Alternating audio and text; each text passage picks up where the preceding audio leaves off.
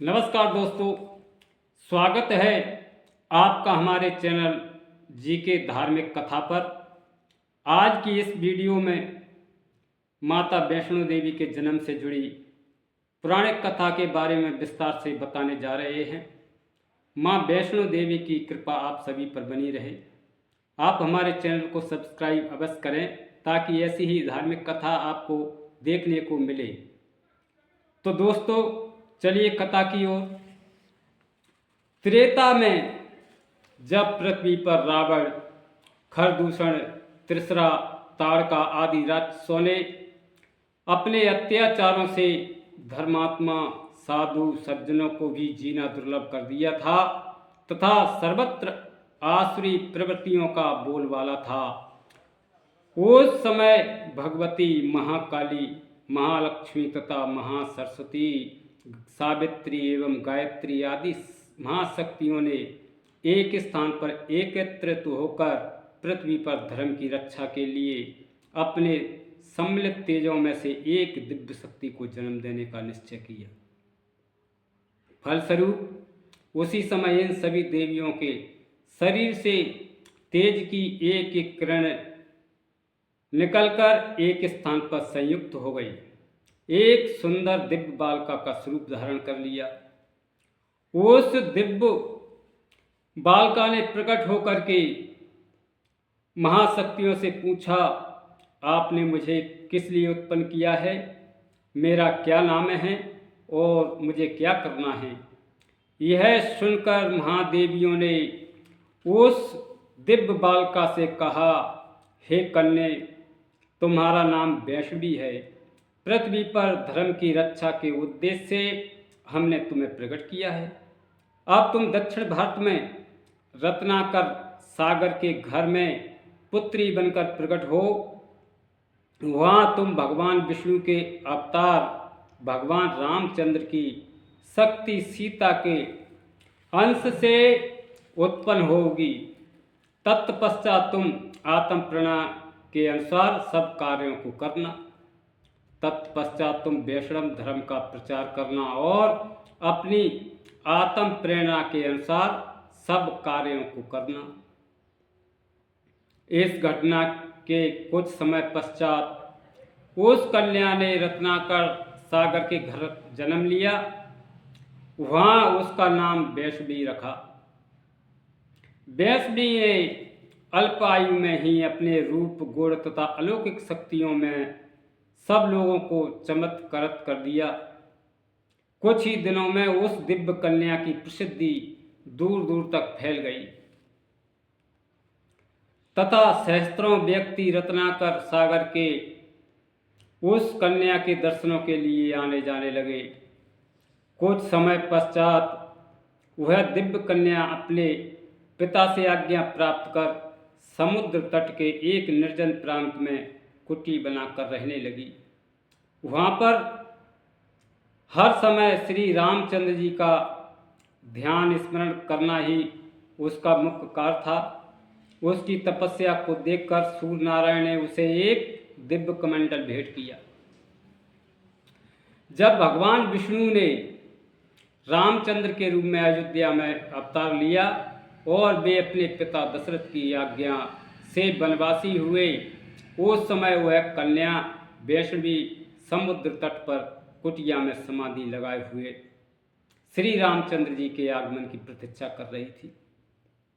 रावण के द्वारा सीता का हरण कर लिए जाने पर रामचंद्र जी वानर भालियों की सेना को साथ लिए हुए जब लंका जाने के लिए समुद्र तट पर पहुँचे तो वहाँ उन्होंने उस समाधिमान कन्या को भी देखा।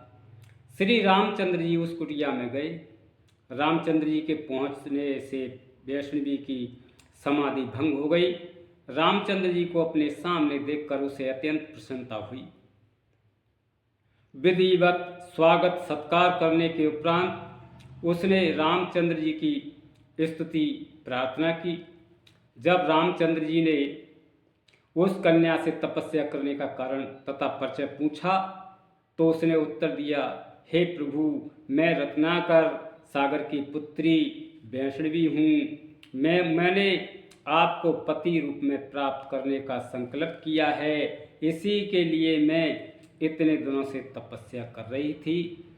अब कृपा करके मुझे अपनी पत्नी के रूप में स्वीकार करें। यह सुनकर रामचंद्र जी ने कहा, हे सुंदरी, आपने इस अवतार में मैंने एक पत्नी व्रत होने का संकल्प लिया है, फिर भी तुम्हारी तपस्या का फल तुम्हें प्राप्त होगा।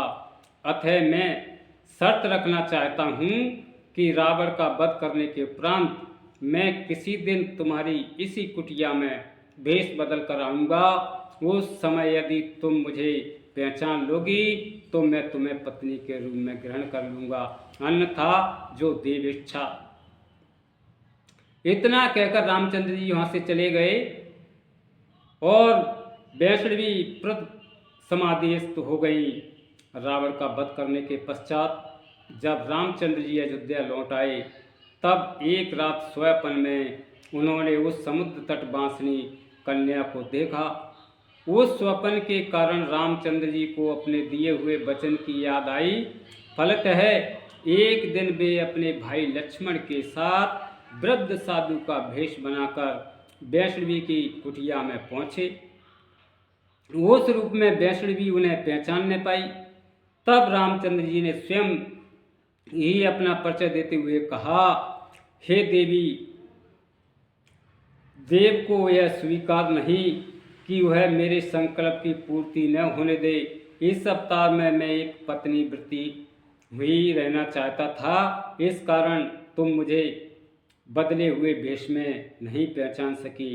इससे तुम्हारा कोई दोष नहीं, विधि का विधान ही ऐसा था। जब रामचंद्र जी के मुख से इन शब्दों को सुनकर वैष्णवी अत्यंत दुखी होने लगी तथा पश्चाताप करने लगी। जब रामचंद्र जी ने आश्वासन देते हुए यह कहा, हे कल्याणी, तुम मन में दुखी मत हो। कलयुग में जब मेरा कलंकी अवतार होगा तब मैं तुम्हें अपनी शक्ति के रूप में ग्रहण करूंगा। उस समय तक के लिए तुम उत्तर भारत में मणिक पर्वत के 3 शिखरों बाल त्रिकूट पर्वत की उस सुरम्भ गुफा में, जिसमें 3 महाशक्तियों का निवास है और शीतल जल सदैव प्रवाहित होता रहता है, जाकर तपस्या करो। मैं, मेरे सेवक हनुमान, जामवंत, नल, नील आदि तुम्हारे प्रहरी रहेंगे। उस स्थान पर सब लोग तुम्हारे दर्शनों को पहुंचा करेंगे तथा संपूर्ण भारत में तुम्हारी महिमा फैलेगी। उस क्षेत्र में रहकर आसुरी वृत्ति वाले दुष्ट राजा बहनों का संहार करके वैष्णव धर्म का प्रचार करना। सूर्य नारायण ने तुम्हें जो दिव्य कमंडल दिया है उससे तुम्हें सब प्रकार के भोजन तथा कंदमूल फल आदि की प्राप्ति होती रहेगी। यह कहकर श्री रामचंद्र जी अयोध्या लौट आए। तब वैष्णवी भी त्रिकूट पर्वत पर निवास करने लगी। तो इस प्रकार माँ वैष्णो देवी की कथा इसी प्रकार है। दोस्तों, यह कथा आपके लिए कैसी लगी कृपया कमेंट बॉक्स में अवश्य लिखें। धन्यवाद। जय माँ वैष्णो देवी, जय हो।